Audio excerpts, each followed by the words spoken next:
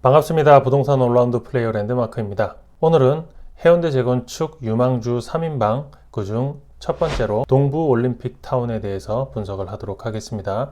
해운대 재건축 유망주 시리즈는 총 3부로 제작을 할 생각이고요. 1부는 동부 올림픽 타운, 2부는 대우 마리나, 3부는 우동 롯데 순으로 분석을 할 예정이니 그동안 이들의 아파트에 대해서 관심 있었던 분들은 집중해서 들어주시면 도움이 되시겠습니다. 자, 1번 타자 동부올림픽타운 분석 들어가겠습니다. 첫 번째 개요. 주소는 부산 해운대구 우동 1008-1번지고요. 준공연도는 1999년도입니다. 세대수는 총 1600세대, 동수는 총 19개 동, 시공사는 동부건설이고요. 용적률은 현재 278, 건폐율은 18%입니다. 동부올림픽타운은 아파트 단지 내를 살펴보면 주변에 흔히 볼 수 있는 그런 구축 아파트의 전경입니다. 부산에선 보기 드문 평지에 넓은 대지 면적과 동간 간격이 답답함 없이 쾌적해 보이는 이유는 건폐율이 18%로 낮은 덕분이라고 볼 수가 있어요. 주차장 역시 특별한 것은 없지만 25년차 구축 아파트 치고는 평균 주차 대수가 1.18대로 꽤 괜찮은 스펙이다 라고 할 수 있고요. 실제로 거주민들의 말을 들어보면 늦은 밤에 들어와도 주차 걱정이 없다고 합니다. 신축 아파트의 경우 평균 주차 대수가 1.18대면 늦은 밤엔 주차할 자리가 거의 없어서 뺑뺑이 돌다가 단지 밖에 주차를 하는 경우가 많아요.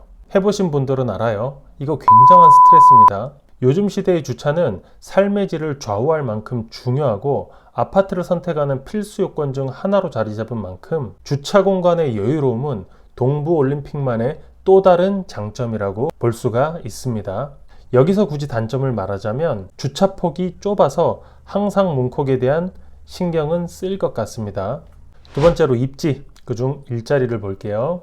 해운대구 직장인들의 평균 연봉은 3,880만원으로 부산 내 16개의 구군 중에서 9위로 높지 않은 임금 수준을 보이고 있어요.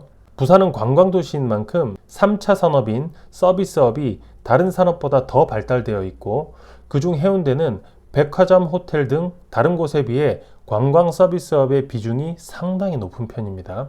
하지만 이것은 해운대구에 있는 직장인들의 평균 연봉이고 이러한 평균의 오류에 빠지면 안 됩니다. 왜냐하면 직장인들의 연봉과는 별개로 해운대구는 부산에서 돈 좀 있다는 사람들이 가장 많이 사는 곳임에는 이견이 없기 때문이에요. 두 번째로 역세권 여부. 단지 바로 코앞에 부산 지하철 2호선인 백스코역과 울산과도 연결이 되는 백스코역 동해선이 있습니다. 이로써 명실공히 더블 역세권 아파트이기도 합니다. 입지의 세 번째 초등학교까지의 거리를 보면 동부올림픽은 배정학교가 해림초등학교예요. 이 해림초등학교까지 도보로 약 11분 정도 소요가 되는 만큼 초품화까지는 아니더라도 이 정도 거리면 그럭저럭 괜찮다라고 할 수가 있어요. 우리가 학군을 논할 때 가장 중요하게 살펴봐야 할 학령이 바로 중학교입니다. 단지와 가장 가까운 해강중학교의 경우 특목고 자사고 진학률이 부산에서 상위 2% 안에 들고 단지와 두 번째로 가까운 해운대 중학교는 상위 1% 안에 들 만큼 좋은 학군을 가지고 있어요. 이 표를 보면 알 수 있듯이 해강중학교의 경우 해운대구에서 학업 성취도와 특목고 진학률에서 상위권에 랭크되어 있음을 확인할 수가 있습니다. 두 번째로 학원가를 살펴보면 센텀 학원가도 단지와 멀지 않는 곳에 45개가 있고 교통이 좋아서 버스 및 지하철을 이용하면 좌동 신도시 학원가도 충분히 다닐 수가 있습니다. 네 번째로 상권. 단지 근처에 신세계 백화점을 필두로 롯데백화점, 홈플러스, 센텀 학원가, 스타벅스, 백스코, 시립미술관, 에이펙공원 등 없는 게 없을 정도로 아주 좋은 상권을 가지고 있고 부산 내에서 과연 이보다 더 좋은 상권을 슬세권으로 이용 가능한 아파트는 어디 있을까 생각을 해보면 그렇게 많지 않다라고 볼 수가 있어요. 주요 상권을 살펴보면 먼저 첫 번째로 백스코, 메머드급 국제전시회와 국제회의 및 기업 행사가 열리는 등 아시아 최고의 전시 컨벤션 허브로 자리 잡고 있는 백스코도 이를 내 집 앞마당처럼 이용할 수도 있고요. 도보로는 약 16분 정도가 소요가 되고요. 두 번째로 시립미술관. 지하 2층에서 지상 3층 규모의 시립미술관은 2층에 8실, 3층에 11실의 전시실을 갖추고 있고 한국의 모노크롬 회화와 부산 청년 작가들의 작품 등을 주로 소장하고 있다고 합니다. 단지에서는 약 10분 정도가 소요됩니다. 세 번째로 신세계백화점 센텀시티점. 전 세계에서 가장 큰 백화점으로 기획된 신세계 백화점 센텀 시티점은 2009년 3월 3일에 개관했고 같은 해 6월 26일에 기네스북에 오릅니다. 세상에서 가장 큰 백화점으로 등재가 되었습니다. 단지에선 도보로 약 24분 정도가 소요가 됩니다. 다섯 번째로 자연환경. 사람들이 소득이 올라갈수록 문화향유와 자연환경이 좋은 곳에서 살고 싶은 욕구가 올라갑니다. 동백섬은 1993년 3월 9일 부산광역시 기념물로 지정이 되었어요. 해운대 해수욕장 서쪽에 있고 형태가 다리미를 닮았다 해서 다리미섬으로 불리기도 합니다. 부속시설로는 2005년 에이펙 회의장으로 쓰였던 누리마루 에이펙 하우스가 있어요.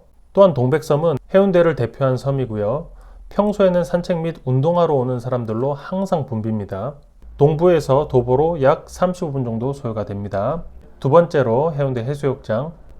해운대 해수욕장은 부산을 대표하는 해수욕장이죠. 백사장의 길이가 1.5km고요. 너비가 30에서 50m, 면적이 58,400제곱미터의 규모로 넓은 백사장과 아름다운 해안선을 자랑하고 있고 얕은 수심과 잔잔한 물결로 해수욕장 최적의 조건을 갖추고 있다고 해요. 도보로는 약 39분 정도가 소요가 되는 만큼 조금 멀지만 운동 삼아 충분히 왔다 갔다 할 수 있을 정도는 된다고 봅니다. 세 번째로 가격. 첫 번째로 23평형.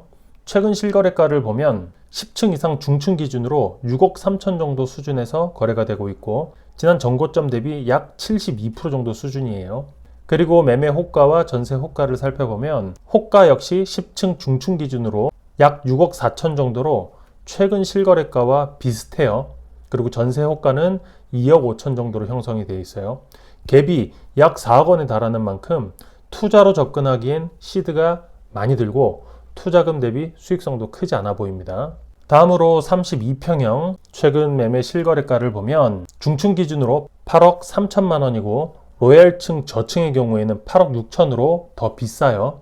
여기서 주목해야 될 점은 로얄동의 저층과 비로얄동의 중층이 붙으면 과연 누가 이길까에 대한 정답은 대개는 로얄동의 저층이 이긴다는 점을 반드시 기억해 두길 바랍니다. 이처럼 아파트 투자에서 동과 층수 사이에서 고민이 된다면 좋은 동을 선택하는 것이 자산을 키우는 데는 더 유리합니다. 최고가는 21년 11월에 10억 8,500만 원이었어요.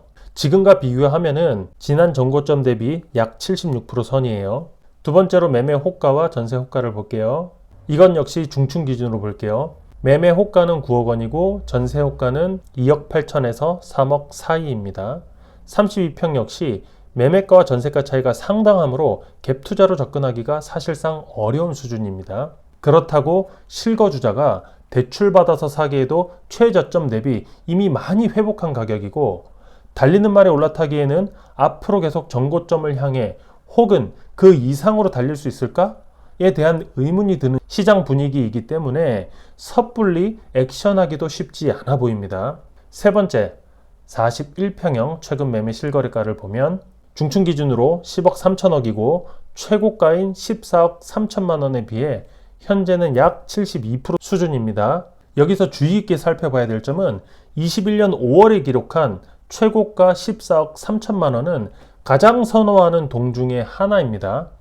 최근 거래된 10억 3천만 원은 107동으로 로열동은 아니에요. 그다지 선호되는 동은 아니기 때문에 단순히 최고가와 현재 실거래가의 비교를 통해서 안전마진이 약 4억 원이라는 셈법으로 접근하면 안 됩니다. 항상 기억하세요. 로열동과 비로열동의 천장은 다릅니다. 계속해서 매매 호가, 전세 호가를 살펴보면 중층 기준 매매 호가는 11억 3천만 원이고 전세 호가는 4억 원 선입니다. 41평 역시 매매가와 전세가의 갭이 약 7억 원 이상 나는 만큼 투자로 매수하기엔 어렵다고 봅니다. 또한 매매 호가가 직전 실거래가 대비 약 1억 원 이상 오른 만큼 이 가격에 받아서 수익 내기가 당분간 어렵다고 봐요. 세 번째로 전세가율을 살펴볼게요. 동부의 대표로 국평인 32평만 기준으로 전세가율을 살펴볼게요. 현재는 매매가와 전세가가 차가 큽니다. 평균 전세가율은 52.7%고 현재는 35.6%입니다. 약 17.1%가 평균보다 낮습니다.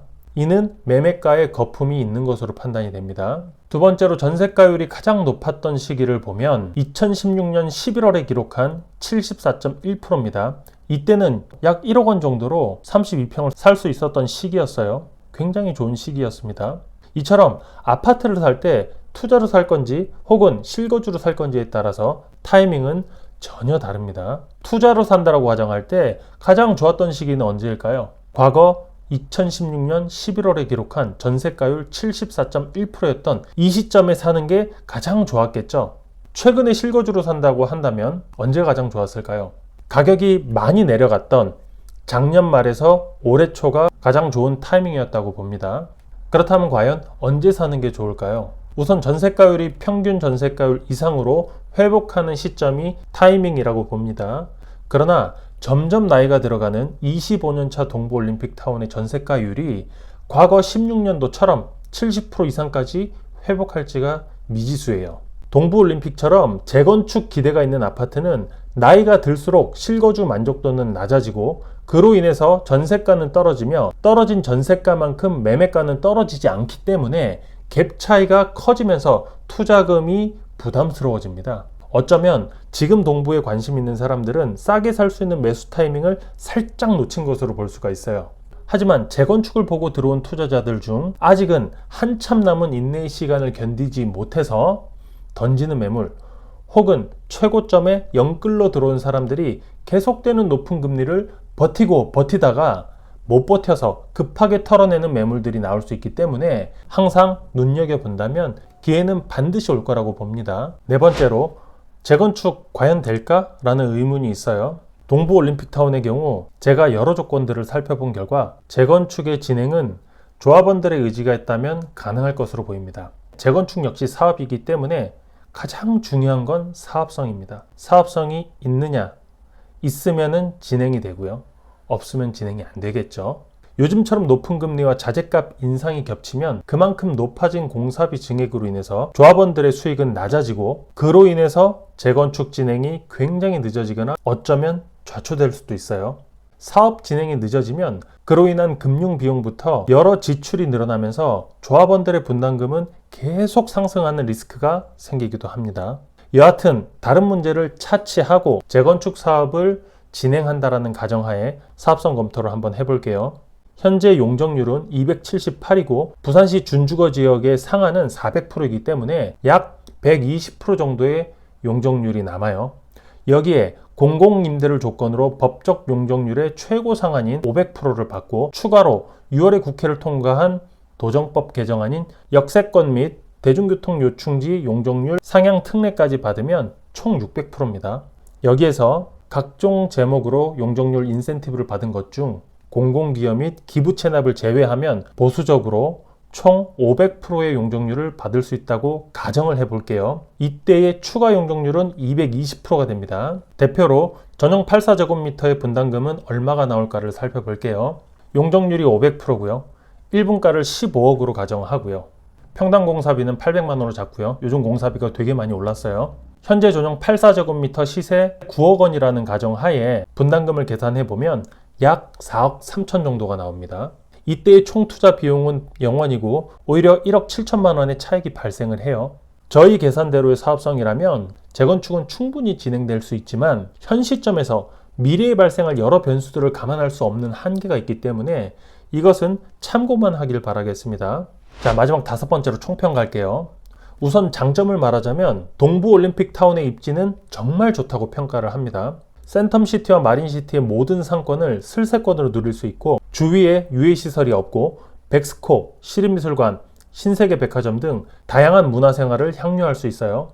그리고 부산에서는 귀하디 귀한 평지에 준주거 지역이라는 프리미엄을 안고 20층의 중층 아파트로서는 기대할 수 없는 재건축에 대한 기대감이 상당합니다.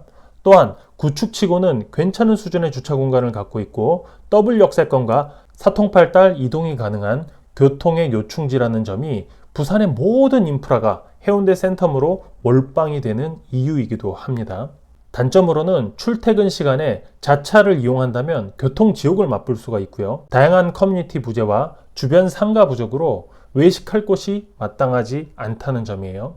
그리고 지하주차장과 연결이 안 돼 있어서 큰 짐을 옮길 때 불편하고 비가 오거나 날씨가 너무 덥거나 너무 추울 때 지하주차장은 꽉 찼어. 그럼 지상주차장을 이용할 때 여러 불편한 점이 있어요. 또한 종이 쓰레기 수거일이 목요일 하루뿐이라서 그때 반드시 버려야 한다는 점과 대형 교회로 인해서 주말 예배 시간 교통 혼잡 및 다량의 불법 주차는 반드시 개선되어야 될 부분이라고 생각합니다. 현 시점 투자자의 관점으로 투자로 접근한다면 비효율적이라고 생각이 되고요. 실거주 측면에서도 현재는 가격 메리트는 있다고 생각되지 않습니다. 진입 타이밍은 앞서 설명했듯이 전세가율이 평균 전세가율보다 더 높이 올라가는 시점 혹은 개인 사정으로 급하게 던지는 매물을 잡기를 추천드립니다. 추가로 드리고 싶은 말은 급하게 달리는 말에 올라타지 말기를 바랍니다. 동부올림픽타운은 현재 가치도 좋고 미래 가치 또한 좋지만 재건축은 상당한 시간이 필요하다고 보입니다. 좋은 자산은 오래 묵힐수록 빛을 발합니다. 오늘 영상 도움이 되셨으면 좋겠고요. 다음에 더 좋은 영상으로 찾아뵙도록 하겠습니다. 감사합니다.